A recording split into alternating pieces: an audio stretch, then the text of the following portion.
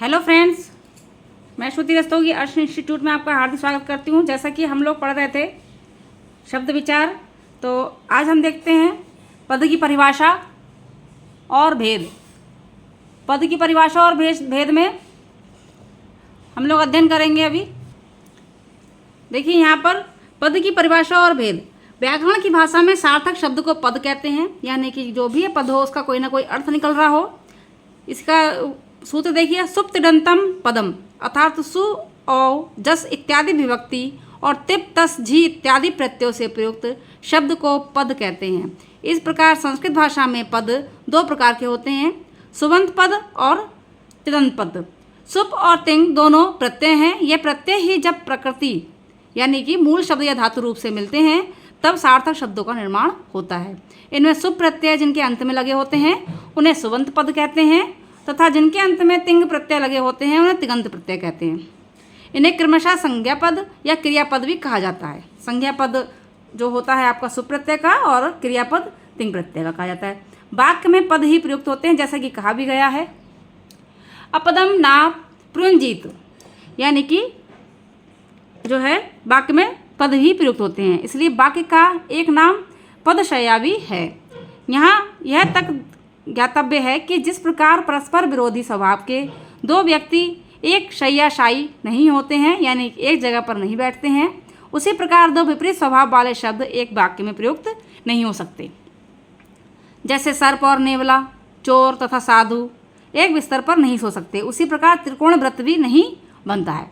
यानी त्रिकोण वृत्त कैसे बन जाएगा? प्रत्यय तो गोलाकार होगा, त्रिकोण तो हो ही नहीं सकता। इसी प्रकार से जो है दोनों ही अलग अलग हैं।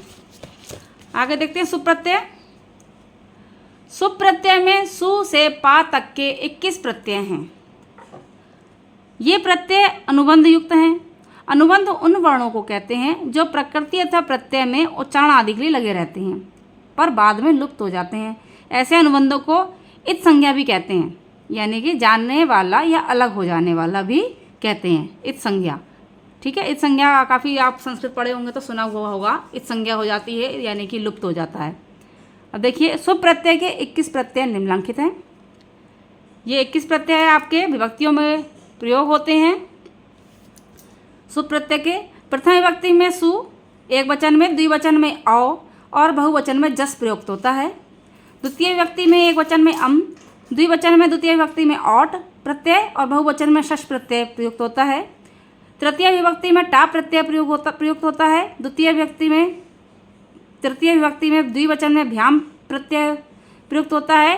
तृतीय विभक्ति में बहुवचन में भिस प्रत्यय प्रयुक्त होता है।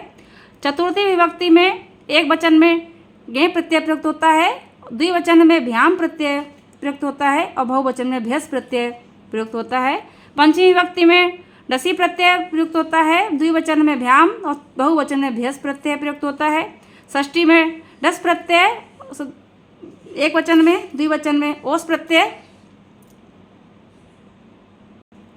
और बहुवचन में आम प्रत्यय प्रयुक्त होता है। और सप्तमी विभक्ति में आपका नीम प्रत्यय एक वचन में और द्विवचन में ओस प्रत्यय और बहुवचन में सुप प्रत्यय प्रयुक्त होता है। देखिए ये चार्ट आप लोग याद कर लीजिएगा, क्योंकि ये चार्ट बहुत ज़्यादा महत्वपूर्ण है कि आपको पूछा जा सकता है कि एक वचन का रूप देके इसमें कौन सा प्रत्यय है, द्विवचन का आपको द्वितीय विभक्ति का दे दिया रूप का, तो आप पूछा गया इसमें कौन सा प्रत्यय लगा हुआ है। तो ये चीज़ तो आपको मोस्टली इसमें से एक ना एक क्वेश्चन तो 101% फंसता है।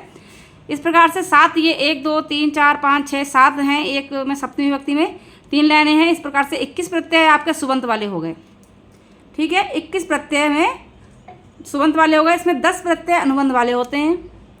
21 प्रत्ययों में जो आपके 10 प्रत्यय होते हैं वह अनुबंध वाले होते हैं। जो आगे देखते हैं, चलिए देखते हैं। यहाँ पर देखिए, यहाँ प्रत्यय दिया हुआ है, अनुबंध दिया हुआ है, यहाँ पर शेष अंश दिया हुआ है। कौन सा प्रत्यय लगेगा? सु प्रत्यय लगेगा तो सा के संग में उ लगेगा तो विसर्ग रह जाएंगे। जस प्रत्यय है, जा के संग में अस लगेगा तो जा अनुबंध होगा और अस प्रत्यय होगा, यहाँ पर शेष अंश रह जाएगा अस, यानी कि ये चिन्ह बनेगा। औड प्रत्यय में आपका जो है औ धन टा लिखा हुआ है, यहाँ पर अनुबंध टा होगा और शेष अंश आपका रह जाएगा औ या अंग आह। चौथा देखिए, शश प्रत्यय होता है, इसमें शा लगता है अनुबंध में और अस हो जाता है, शेष अंश रह जाता है इसका आन। टा प्रत्यय में आपका जो है अंत में रह जाता है एन, और एक प्रत्यय का आपके अंत में रह जाता है ए, आय या ए, यह लिखा हुआ यह। डसी प्रत्यय में ड अस ई, डई ई, अस प्रत्यय रह जाता, अंश रह जाता है। और यहाँ पर आपका 8वें में आ जाता है डस प्रत्यय, ये डसी है, यहाँ पर डस हो जाता है, यहाँ पर आ जाता है ड प्लस अस। यहाँ पर आपका रह जाता है से अंश रह जाता है। यिंग प्रत्यय में आपका यंग रह जाता है, ई अंश रह जाता है ए और ई। सु प्रत्यय आपका 10वां आ गया यहाँ पर, ये यहाँ के पा अनुबंध होता है और सु अंश रह जाता है। ठीक है, देखिए यहाँ पर जैसे कि आता है रामहा, तो यहाँ पर सिर्फ विसर्ग आपके लिखते हैं राम के बाद, तो यहाँ पे सु प्रत्यय लगा हुआ है। फिर आ जाता है रामहा, ये वाला, तो यहाँ पर जस प्रत्यय लगा हुआ है। फिर आ जाता है रामो, रामो, तो आ जाता है आपका औठ प्रत्यय। ठीक है, रामान, रामान या रामस, तो यहाँ आपका शश प्रत्यय हो जाता है। रामा, रामेन, रामेन, तो आ जाता है आपका रामेन में टा प्रत्यय। इसी प्रकार से सारे प्रत्यय लगते हैं। ठीक है, देखिए यहाँ पर दिया हुआ है, प्रकृति से जुड़कर पद बनाने के क्रम में सुप आदि प्रत्ययों को अनुबंध अंश लुप्त होने के बाद शेषांशों में भी व्याकरण संधि आदि के नियम अनुसार रूप परिवर्तन हो जाता है, यानी विकार हो जाता है, जिसके कारण नवनिर्मित पदों में उनका स्वरूप बदला हुआ सा दिखता है।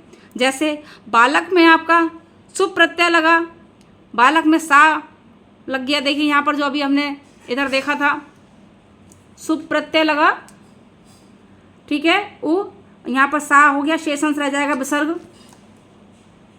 इसी प्रकार से यहाँ पर देखिए बालक का सुप प्रत्यय लगने के बाद बालक का रह गया आपका बालका। राम में जस प्रत्यय लगेगा तो राम का हो जाएगा रामा। राम में टा प्रत्यय लगेगा तो राम का आ रामेण।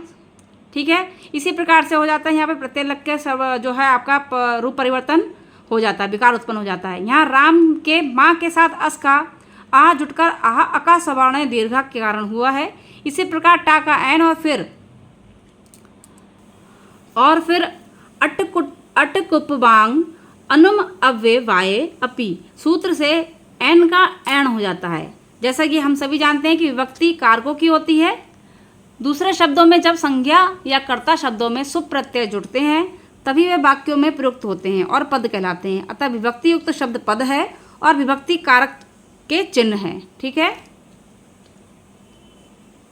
देखते हैं आगे। यहाँ पर राम के रूप दिए हुए हैं, इसको एक बार अध्ययन कर लेते हैं।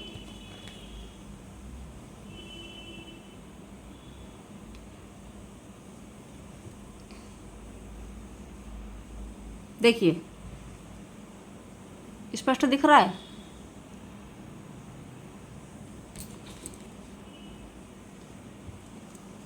कारक है यहाँ पर कर्ता कारक, कर्म कारक, करण कारक, संप्रदान कारक, अपदान कारक, संबंध कारक और अधिकरण कारक। 7 कारक दिए हुए हैं। संबोधन यहाँ पर नहीं दिया हुआ है। विभक्तियों में देखें आप, प्रथम विभक्ति, द्वितीय विभक्ति, तृतीय विभक्ति, चतुर्थी विभक्ति, पंचमी विभक्ति, षष्ठी विभक्ति, सप्तमी विभक्ति, वचन, एक वचन, द्विवचन, बहुवचन। देखिए कर्ता कारक में आपका जो है यहाँ पर ने का चिन्ह आएगा, ने और ने। कर्म कारक में को, कर्म कर्ता ने, कर्म का कारक चिन्ह होता है को, करण का कारक चिन्ह होता है से, संप्रदान का कारक चिन्ह होता है के लिए, अपदान का कारक चिन्ह होता है से, यानी ये वाला से होता है अलग होने के लिए और ये वाला से होता है राम के साथ के लिए, किसी व्यक्ति के साथ के लिए। संबंध वाला आपका काकी के चिन्ह और अधिकरण कारक में आ जाता है आपका में या पर। अब यहाँ पे रूप से देख लेते हैं। प्रथम वक्त में राम लिखा हुआ है तो यहाँ पे राम ने हो गया। द्वितीय वक्त में रामम लिखा हुआ है तो ये राम को हो गया इसकी हिंदी। तृतीय वक्त में रामेण लिखा हुआ है तो ये राम से हो गया। चतुर्थी व्यक्ति में रामाय, राम के लिए। पंचमी व्यक्ति में रामात, ये राम से लिया, अलग होने पे आएगा ये वाला, राम से लिया है। और षष्ठी विभक्ति में आ जाएगा राम का या राम की या राम के, ठीक है, इसकी हिंदी यह रहेगी। और सप्तमी विभक्ति में राम पर है तो ये सप्तमी विभक्ति आ जाएगा, पर का इस्तेमाल होता है। द्विवचन में देखिए 2 राम हो जाते हैं, ठीक है। मान लो समझ लीजिए आपका कक्षा में 2 राम नाम के व्यक्ति बच्चे पढ़ रहे हैं तो दोनों राम का अगर इस्तेमाल होता है तो यहाँ पे रामो रामो, दो रामों ने दो रामों को, विभक्ति के हिसाब से दो रामों से, दो रामों के लिए, दो रामों से, ये अलग होने का है, दो रामों की, दो रामों पर।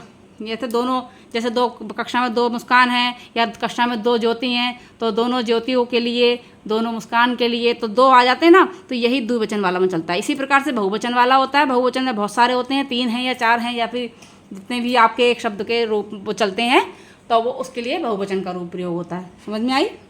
आ जाते हैं फिर आगे पदों के वर्गीकरण में। तो यहाँ पर हम अपनी वीडियो को स्टॉप लगाते हैं और नेक्स्ट वीडियो हमारी रहेगी पदों के वर्गीकरण की। लास्ट तक बने रहे हैं हमारे साथ, उसके लिए बहुत बहुत थैंक यू। स्किप मत कीजिएगा, आप पूरी वीडियो देखिएगा और आशा करते हैं आप लोग दिसंबर CTET में अच्छा सा रिजल्ट हमें देंगे। चलिए मिलते हैं अभी नेक्स्ट वीडियो में। Thank you so much, take care.